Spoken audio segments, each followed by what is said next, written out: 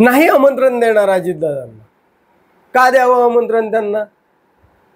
अहो, कार्यक्रम आम्ही घ्यायचा आणि आमंत्रण त्यांना द्यायचं, म्हणजे मुक्त कचंदन घिसमेरे नंदन, हे कसं जमल? म्हणजे परिश्रम आमचे, आणि किती जुनी मागणी होती आमची.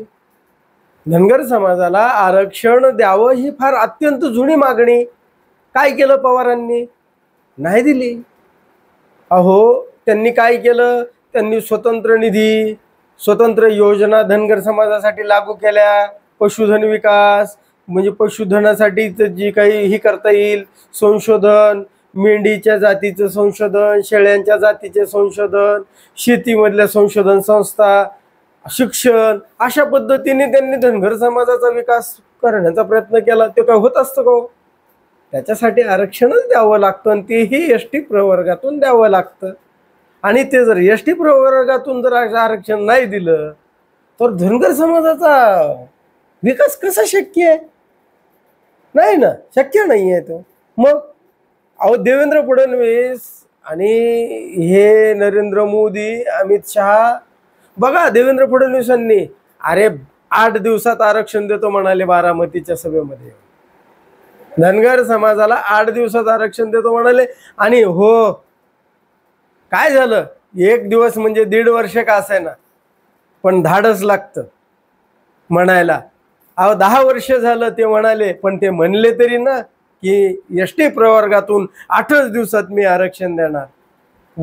मला वाटतं 2014ला म्हणाले असतील ते. हा, 2014ला. आणि मग आता किती झाले असतील? 2014, 10-12 काय वर्ष झाले ते झाले, पण म्हणले ना धनगर समाजाला आरक्षण आम्ही एसटी प्रवर्गातून देऊ.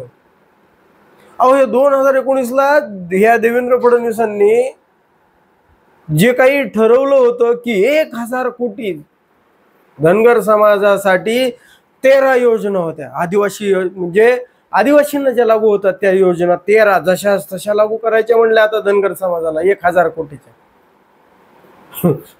म्हणजे यामध्ये मेंढ्यांसाठी, शेळ्यांसाठी, ते जिथं कोंडायच्या अर्धबंदिस्त पालन करत नाहीत का आपण, बंदिस्त, अर्धबंदिस्त, त्याच्यासाठी निधी, विद्यार्थ्यांसाठी वसतिगृह, इंग्रजी शाळेत मुलं शिकले पाहिजे धनगर समाजाची.